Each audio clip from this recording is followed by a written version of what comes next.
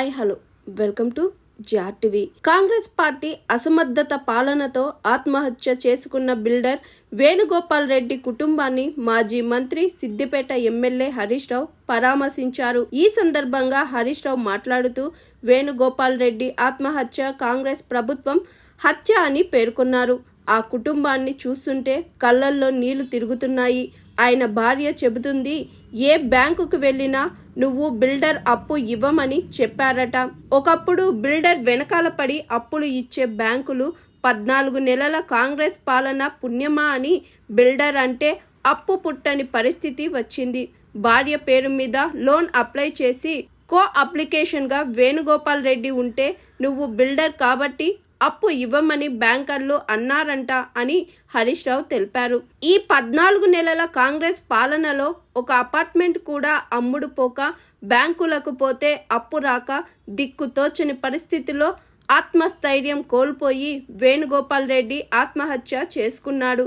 నిజంగా యువ బిల్డర్ ఇప్పుడిప్పుడే పైకి వస్తున్నాడు. 39 ఏండ్ల వేణుగోపాల్ రెడ్డికి 5 ఏండ్ల పాప ఉంది. రాత్రంతా నానా నానా అని పాప ఏడుస్తూ ఉందని తల్లి రోదిస్తుంటే హృదయం దహించిపోయింది. ఇప్పటికైనా రేవంత్ రెడ్డి కళ్ళు తెరవాలి, మరిన్ని ప్రాణాలు కోల్పోకుండా చూడండి అని ఆ కుటుంబ సభ్యులు మాట్లాడుతున్నారు. కాంగ్రెస్ పాలనలో రైతులు, చేనేత కార్మికులు, ఆటో డ్రైవర్లు ఆత్మహత్య చేసుకున్నారు. చివరకు బిల్డర్లు కూడా ఆత్మహత్యలు చేసుకునే పరిస్థితి వచ్చిందని హరీష్ రావు పేర్కొన్నారు. రేవంత్ రెడ్డి కళ్ళు తెరవాలి. నిజంగా వాళ్ళ కుటుంబ సభ్యులు మాట్లాడుతూ గొప్ప మాట అన్నారు. మా వాడి ప్రాణం పోయింది, ఇంకా మిగతా ప్రాణాలు పోకముందైనా ఇప్పటికైనా రేవంత్ రెడ్డి కళ్ళు తెరిచి మరిన్ని ప్రాణాలు పోకుండా చూడండి అని ఆ కుటుంబ సభ్యులు మాట్లాడుతూ ఉన్నారు. ఇవాళ రాష్ట్రంలో ఏమైపోయిందంటే 14 నెలల కాంగ్రెస్ పాలనలో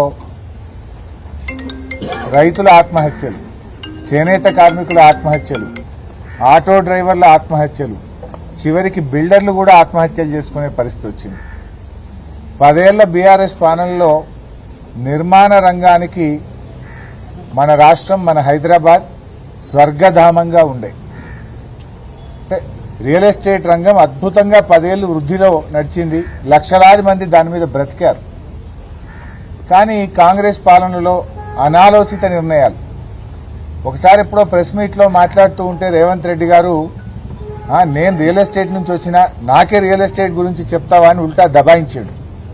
కానీ ఏమైపోయింది ఇవాళ రియల్ ఎస్టేట్ రంగం? ఇప్పటికైనా రేవంత్ రెడ్డి గారు బేషిజాలకు పోకుండా ఈ హైడ్రా దుకాణాలు బంద్ చేయండి. వాళ్ళ ఆయన భార్య చెప్తా ఉంది, హైడ్రా వల్లనే ఎవరొచ్చి ఫ్లాట్లు చూడడము వెళ్ళిపోవడం. వాస్తవానికి ఆయన నిర్మిస్తున్నటువంటి అపార్ట్మెంట్లో హైడ్రా సమస్య కానీ ఎటువంటి ఇబ్బంది లేదు. కానీ ప్రజలు భయభ్రాంతులకు లోనవుతా ఉన్నారు. వచ్చి చూసిన వాళ్ళు ఎవరు కూడా ఫ్లాట్లు కొనడానికి ముందుకు రాకపోవడం, 13-14 నెలల్లో ఒక్క ఫ్లాట్ కూడా అమ్మకపోవడం, చేసిన అప్పులకు మిత్తిలు కట్టలేకపోవడం, బ్యాంకుల్లో లోన్లు రాకపోవడం, భవిష్యత్తు ఆగమ్య గోచరంగా ఉండడం, ఇప్పట్లో ఈ రంగం బాగుపడుతుందా, నా అపార్ట్మెంట్ అమ్ముతుందా అనే నమ్మకం ఆయన కుదరకపోవడం వల్ల చివరికి ప్రాణాల మీదకి వచ్చింది. అంటే ఇలా నువ్వు హైడ్రా అనేటువంటిది పెట్టి ప్రజలను భయభ్రాంతులకు లోన్ చేసినావు. ఇలా విదేశాల్లో ఉండే, అమెరికాలో ఉండేవాళ్ళు, ఇతర దేశాల్లో ఉండేవాళ్ళు హైదరాబాద్లో అపార్ట్మెంట్ కొనాలంటే ఏమో హైడ్రా ఉందట అని వెనక ముందు అయిపోతున్నారు, ఆగిపోతున్నారు. ఉత్తర భారతదేశం నుంచి వచ్చేవాళ్ళు, గ్రామీణ ప్రాంతం నుంచి, పల్లెల నుంచి ఎవరైనా హైదరాబాద్లో అపార్ట్మెంట్ కొనుక్కుందాం అనుకున్న వాళ్ళు ఏమో హైదరాబాద్లని ఊలగొడుతుందట, అంతా హైడ్రా నడుస్తుందట అనే భయంతో ఇతర రాష్ట్రాల వాళ్ళు కానీ జిల్లాల వాళ్ళు కూడా హైదరాబాద్లో పెట్టుబడులు పెట్టడానికి భయపడే పరిస్థితి వచ్చింది.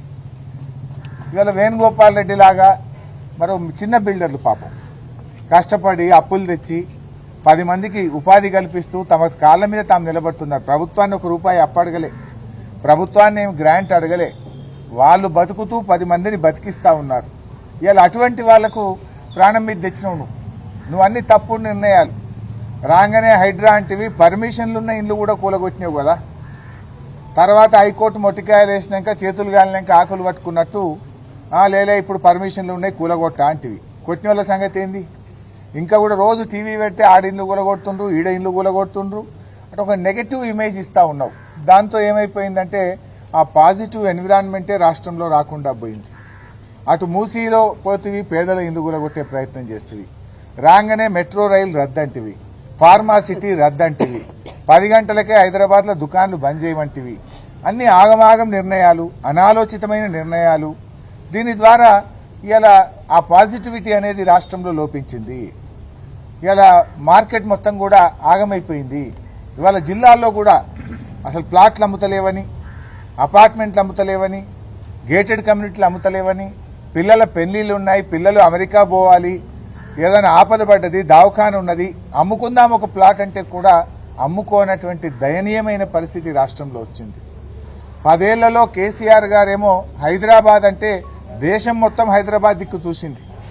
ఉత్తర భారతదేశం వాళ్ళు వచ్చి హైదరాబాద్లో ఇన్వెస్ట్మెంట్ చేశారు. విదేశాల నుంచి హైదరాబాద్కి ఇన్వెస్ట్మెంట్స్ వచ్చాయి. కానీ మీరు వచ్చిన తర్వాత హైదరాబాద్ నుంచే బిల్డర్లు బెంగళూరు పోతున్నారు, బాంబే పోతున్నారు, నోయిడా పోతున్నారు. హైదరాబాద్ నుంచి బయటకు పోయే పరిస్థితి తెచ్చావు. మరి అలా ఈ వేణుగోపాల్ రెడ్డి గారి కుటుంబాన్ని ఎట్లా ఆదుకుంటారు? నేను ప్రభుత్వాన్ని, మరి బిల్డర్స్ అసోసియేషన్ కూడా విజ్ఞప్తి చేస్తా ఉన్నా. ఇది మీ బాధ్యత కూడా. మీ తోటి బిల్డర్ చనిపోయినప్పుడు బిల్డర్స్ అసోసియేషన్ మొత్తం కూడా ఆ కుటుంబానికి అండగా నిలబడి ఆ చిన్న పాపను, ఆ కుటుంబాన్ని నిలబెట్టాలని చెప్పి మన తెలంగాణ బిల్డర్స్ అసోసియేషన్స్ ను నేను కోరుతా ఉన్నా. ఇక 2 అసోసియేషన్స్ ఉన్నట్టున్నాయి. ఇద్దరు కూడా ముందుకు రావాలి, స్పందించాలి, ఈ కుటుంబాన్ని ఆదుకోవాలి. మరే బిల్డర్ కూడా ఇటువంటి పరిస్థితి రాకుండా అందరూ కలిసి ఈ సమస్యని పరిష్కరించుకోవాల్సిన అవసరం ఉంది. రేవంత్ రెడ్డి గారు కూడా ఆత్మవిమర్శ చేసుకొని రియల్ ఎస్టేట్ అంటే నాకు బాగా తెలిసిన మాటల్లో చెప్పడం కాదు, మీరు వచ్చి వేణుగోపాల్ రెడ్డి గారి కుటుంబాన్ని పరామర్శించండి, ఆ ఫ్యామిలీ మెంబర్స్తో మాట్లాడండి, వాళ్ళకి ఏం కష్టం జరిగిందో అర్థం చేసుకోండి. ఇది మిగతా వారికి ఇలాంటి పరిస్థితి రాకుండా పరిస్థితిని చక్కబెట్టే ప్రయత్నం చేయండి. చిన్న చిన్న బిల్డర్లు ఉంటారు. బిల్డర్లు అంటే బడా బడా బిల్డర్లే కాదు, there are small people. Venugopal Reddy వాళ్ళు చాలా చిన్న వాళ్ళు ఉంటారు. అలాంటి వాళ్ళతో మీరు మాట్లాడండి. బిల్డర్స్ అనగానే పెద్ద పెద్ద కోటీశ్వర్లను పట్టుకొని ఆ 10 మందితో మాట్లాడితే అది బిల్డర్ల సమస్యలు కావు. చాలా మంది కూడా రెక్కాడితే డొక్కాడే వాళ్ళు స్వయం ఉపాధితో వాళ్ళ కాళ్ళ మీద వాళ్ళు నిలబడుతూ చిన్న చిన్న అపార్ట్మెంట్లో చిన్న చిన్న ఇండ్లు కడుతూ అమ్మే వాళ్ళు ఉంటారు. ఇలా వాళ్ళ పరిస్థితి దయనీయంగా ఉంది. ఆలోచించండి వాళ్ళ గురించి. హెచ్ఎండిఏలో అనుమతులు ఎందుకు ఆలస్యం అవుతున్నాయి?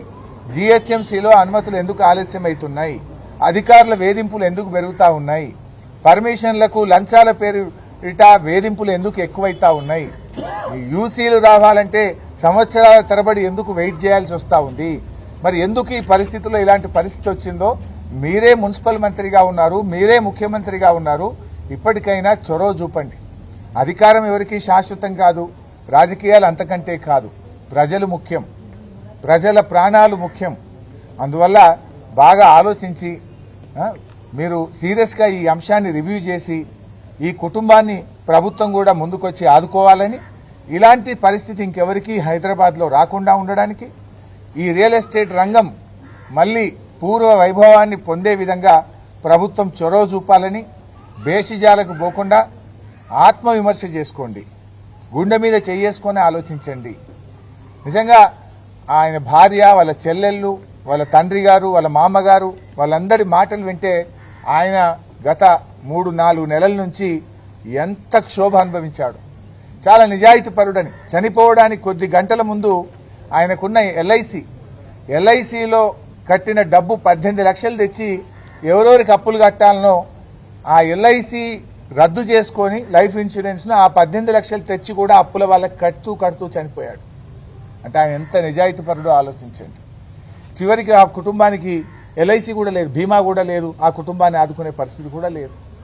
అంటే ఆయన ఒక నిజాయితీ పరుడు, ఆత్మగౌరవం కలిగిన వాడు కనుక ఇంకా 10 మందిలో అవమానం పాలు కాకూడదు, 10 మందిలో నా గౌరవం పోతే తట్టుకోలేక చివరికి అప్పుల వాళ్లకు ఎల్ఐసి రద్దు చేసి అప్పులు కట్టి ఆత్మహత్య చేసుకున్నాడు. ఆత్మహత్య పరిష్కారం కాదు. నిజానికి 5 సంవత్సరాల పాప ఉంది. ఎవరు కూడా ఆత్మహత్యలు చేసుకోకూడదు. ఆత్మహత్యలు పరిష్కారాన్ని ఇవ్వవు. నిజానికి నీ కుటుంబ సభ్యులను ఇంకా బాధ పెడతాయి.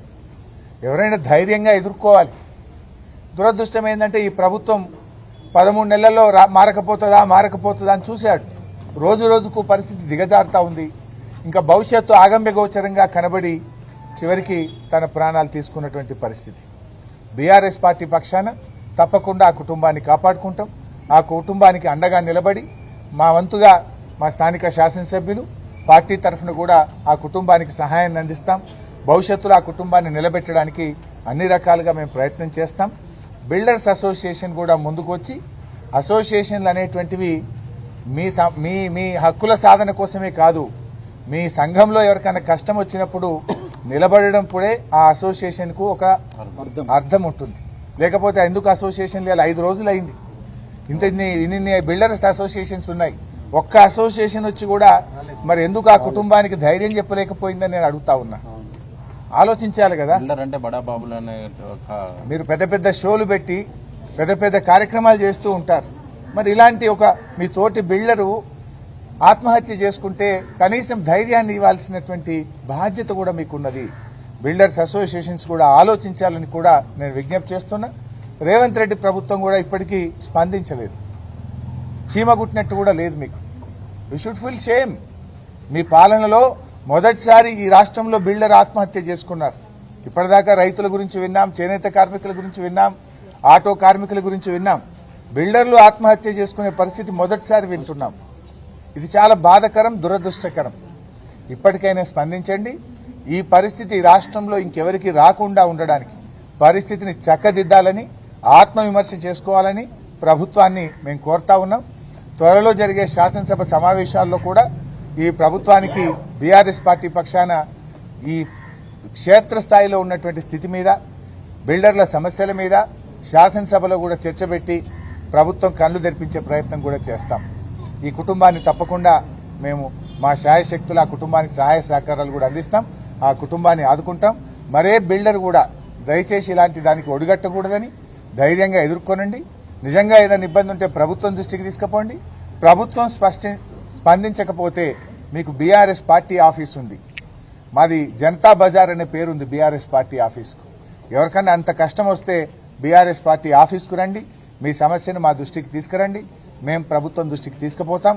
మీకు తగినంత సహాయం చేయడానికి మా శాయశక్తుల కృషి చేస్తాం. Thank you. Hi, this is Swathi. Like చేయండి, షేర్ చేయండి, కమెంట్ చేయండి అండ్ సబ్స్క్రైబ్ చేయండి GRTV. Hi, this is Monica. Please like, share and subscribe GRTV.